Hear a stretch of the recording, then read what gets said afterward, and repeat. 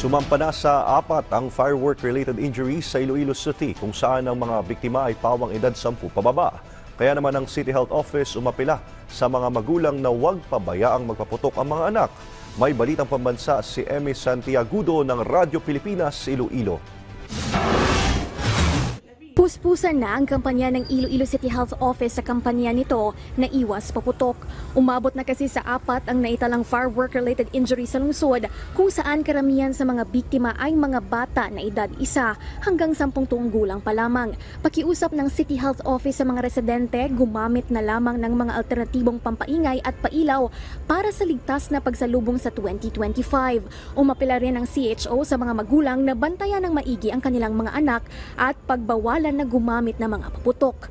Una nang isinailalim sa Blue Alert status ang lungsod ng Iloilo para sa pagdiriwang ng bagong taon. Layunin nito na palakasin pa ang kahandaan ng lahat para matiyak ang kayosan at makaresponde sa mga emergency situations sa lungsod. Si Emmy Santiagudo ng Radyo Pilipinas Iloilo para sa Balitang Pambansa.